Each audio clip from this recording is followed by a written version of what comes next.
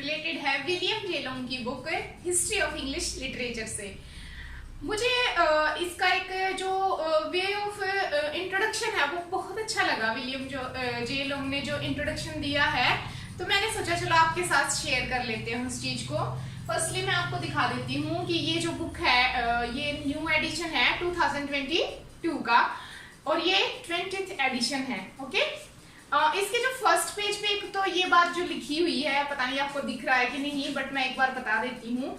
ये लिखा है कि it's history and its significance for the life of English speaking words, कि ये हिस्ट्री है और इसका मतलब जो इम्पोर्टेंस है किसकी लाइफ के लिए है, जो इंग्लिश स्पीकिंग वर्ड से बिलोंग करते हैं। यानी कि जो भी जरूरी नहीं कि हम किसी कंपटीशन एग्जाम की तैयारी करें तो ये हम इसको रीड करें, जो भी इंग्लिश जिसको पसंद है या जो इस इंग्लिश से कनेक्ट है वो कोई भी इस बुक को पढ़ सकता है और ये उसके लिए एक क्या काम करेगी, उसके दरवाजे खोल देगी जिससे कि वो इंग्लिश लिटरेचर और उसकी हिस्ट्री को जान सकते हैं। ओके, तो ये तो था थोड़ा सा जो मतलब इसके दोनों पेजों पे लिखा, फर्स्ट एंड सेकंड भी लिखा हुआ है। अब आगे जो मुझे इसका जो इंट्रोडक्शन में जो सबसे अच्छी चीज लगी वो ये थी कि इसके प्रीफेस में जो कंटेंट है उसका फर्स्ट जो चैप्टर है वो है इंट्रोडक्शन, मीनिंग है लिटरेचर का। तो इन्होंने मीनिंग है जो लिटरेचर का उसको एक स्टोरी के थ्रू हमें रिप्रेजेंट करा है विलियम जेलोंग ने, और वो स्टोरी बहुत ही इंटरेस्टिंग है। अब उसमें ये क्या बताते हैं, अब जो विलियम जेलोंग है, इससे पहले मैं प्रेफर करूंगी कि आप आर.डी. त्रिवेदी की ये बुक अगर आपने नहीं पढ़ी है तो ये भी आप पढ़ सकते हो, क्योंकि जो आर.डी. त्रिवेदी की बुक है ये थोड़ा सा कह सकते हैं हमें पीजी या यूजी लेवल तक है, बट जो विलियम जेलोंग की है ये थोड़ी अप क्लास किया जाती है। अगर आप कॉम्पिटिटिव एग्जाम की तैयारी कर रहे हो तो मैं प्रेफर करूंगी कि आप विलियम जेलोंग ही रीड करें। ओके, तो चलो अब ज्यादा देर ना करते हुए हम अपनी स्टोरी को शुरू करते हैं। ये जो स्टोरी है इसका जो टाइटल है वो है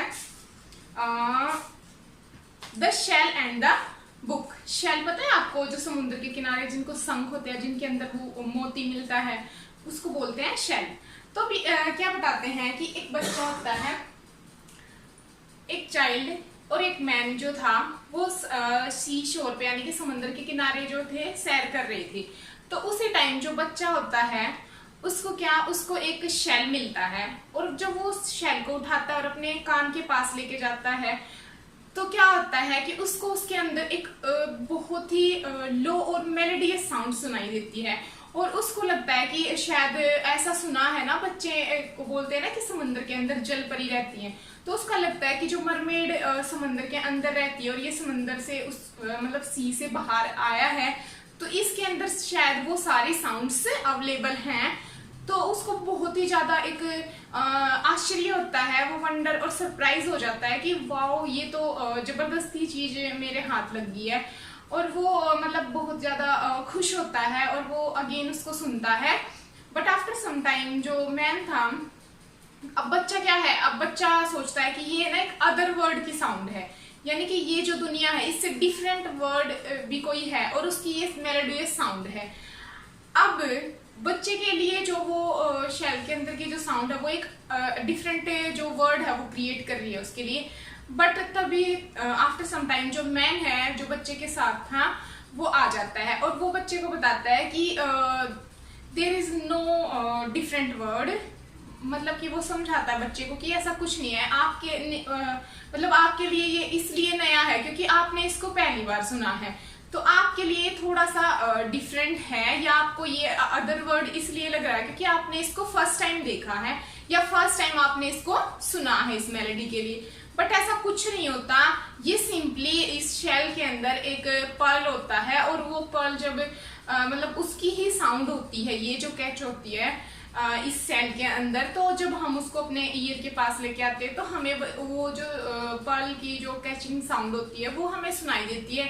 ना तो ये कोई अदर वर्ड है और ना ही ये कोई मतलब कि ऐसा कुछ है कि कोई दूसरी दुनिया है। बट बच्चा है वो मतलब इमेजिन कर रहा था कि शायद ये बहुत अच्छा है, या उसको कुछ ऐसी चीज मिल गई है कि जो उसके लिए बिल्कुल नहीं है, या मतलब कि आज से पहले उसने नहीं देखा, उसको तो कुछ और ही मतलब अजीब या अलग चीज मिल गई है। तो अब इसी स्टोरी को कनेक्ट करा है लिटरेचर का मीनिंग समझाने के लिए। अब जो विलियम जेलोंग है वो कहता है कि अगर हम किसी टेक्स्ट को रीड करते हैं या किसी बुक को, इंग्लिश लिटरेचर की किसी बुक को रीड करते हैं, तो हम वो बच्चे होते हैं और फिर हम जब भी उस टेक्स्ट के अंदर जाते हैं तो स्टार्टिंग में तो हमें उसका मीनिंग नहीं पता होता, वो मैन आके उसका मीनिंग समझाता है। तो जब हम उसको पढ़ते तो हमारे लिए कई टेक्स्ट ऐसे होते हैं जो एक इमेजिनेशन की दुनिया क्रिएट करते हैं, हमें लगता है कि वो दूसरी दुनिया है, या हमें पूरी तरीके से बुक को मतलब अपने आप को बुक के अंदर कई बार सोचते हैं कि ये करेक्टर हम हैं, यानी कि एक इमेजिनेशन की एक ऐसी दुनिया ड्रीम की क्रिएट कर लेते हैं लिटरेचर के अंदर, जिससे कि हम अपना एग्जिस्टेंस देख पाते हैं कि वो दूसरी दुनिया में, कि हाँ हम वहाँ पे भी थे। जैसे कई बार हम कोई मूवी देख रहे होते हैं तो बिल्कुल ऐसा फील आता है कि ये तो हम हैं, हमारे साथ ऐसा हुआ, ये तो मतलब ऐसे ही लिटरेचर के जब हम कोई भी टेक्स्ट रीड करते हैं तो उस टाइम पे जो हम होते हैं, हम एक चाइल्ड की तरह बिहेव करते हैं, जिसको लगता है कि मैंने शायद इसको पहली बार पढ़ा है, ये तो बड़ा ही इंटरेस्टिंग है, ऐसा भी होता है, क्या ये भी है, सच में ऐसा होता है, इन चीजों को देखते हैं। ठीक है, अब पर जैसे जैसे हम जो वर्ड होते हैं उनको या टेक्स्ट को पूरा पढ़ते जाते हैं तो हमें उसके वर्ड्स या मतलब जो बुक का जो मीनिंग है वो लास्ट तक जरूर समझ में आ जाता है, क्योंकि वो बुक के ऑलरेडी अंदर ही होता है। ठीक है, अब मैं इसमें से कुछ और चीजें बताऊंगी आपको। अब ये क्या कहता है कि there also we must know if the book is to speak its whole message, कि बुक है वही उसका खुद का जो मैसेज है वो पूरा डिनोट कर रही होती है, बट ये हमें जब बुक को रीड करते हैं और उसके एंड में जाते हैं तब पता लगता है। और it seems a place of dream and magic, और ये मतलब हमारे लिए क्रिएट करती है एक ऐसा प्लेस जो हमारे ड्रीम का होता है और मैजिकल वर्ड जिसको हम बोल सकते हैं। ओके, अब एक और वर्ड है जो मैं आपको बताऊंगी, एक और सेंटेंस है सॉरी जो मैं आपको बताऊंगी। ये क्या कह रहा है, इन अ वर्ड मतलब एक शब्द में अगर बोले तो ये कहना चाह रहा है कि we now reach a point where we wish to understand as well as to enjoy literature, यानी कि बुक को रीड करते करते हम एक ऐसे पॉइंट पे, एक ऐसे स्टेप पे पहुंच जाते हैं जहां पे हम रीड करने के साथ साथ इंजॉय भी करते हैं लिटरेचर को। ओके, पर ये कहता है कि दो तरीके होते हैं किसी लिटरेचर को समझने के। पहला है कि एग्जैक्ट डेफिनेशन जो होती है किसी भी टेक्स्ट की, एग्जैक्ट डेफिनेशन इम्पॉसिबल होती है कि आप जो राइटर के ने जो थिंकिंग के साथ लिखा है उसको बता पाओ। सेकंड जो है ये कहता है कि determine some of its essential qualities, निश्चित करना कि एक्चुअल में इसकी क्वालिटीज क्या। मान लिया एक बुक है, उसको 10 जो पर्सन है उन्होंने रीड करा, तो वो सब अपना अपना पॉइंट ऑफ व्यू के लिए जज करेंगे। ओके, अब देखो, आई होप कि आपको ये तो समझ में आ गया होगा कि कैसे विलियम जे लोंग ने इतनी अच्छी, मुझे तो मतलब बाय हार्ट पर्सनली ये स्टोरी बहुत अच्छी लगी, और कि मतलब कैसे एक बच्चे और मैन के साथ इतनी प्यारी सी स्टोरी के साथ विलियम जे लोंग ने लिटरेचर का मीनिंग हमें समझाया है।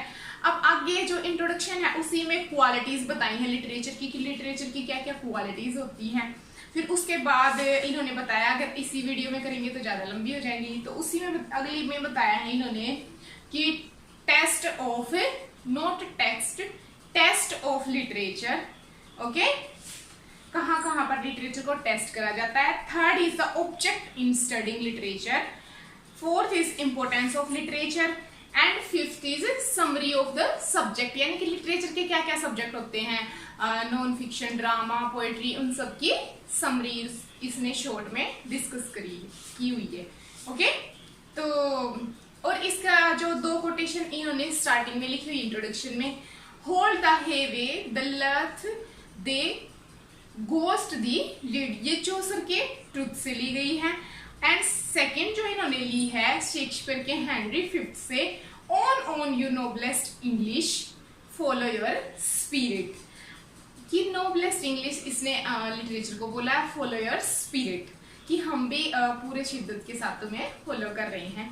तो आई होप कि ये स्टोरी आपको अच्छी लगी होगी। अगर आपको ऐसी ही और वीडियोस चाहिए इस बुक के ऊपर इंटरेस्टिंग वे में, बिल्कुल क्लियरली जो आपको समझ में आ सके तो आप कमेंट बॉक्स में बताइएगा। और वीडियो अच्छी लगी तो लाइक शेयर और सब्सक्राइब करिएगा। और भाई स्वस्थ रहें, हंसते मुस्कुराते रहें, सेहत का ध्यान रखें। अगर अच्छा स्वास्थ्य होगा तभी हम अच्छे से पढ़ाई कर पाएंगे। और बिल्कुल भी किसी चीज का प्रेशर नहीं लेना, क्योंकि ड्रीम्स ऑलवेज कम ट्रू अगर हम उनको शिद्दत से फॉलो करते हैं। और ये कोई कहने सुनने की बातें नहीं होती। ओके, तो थैंक यू फ्रेंड्स, बाय।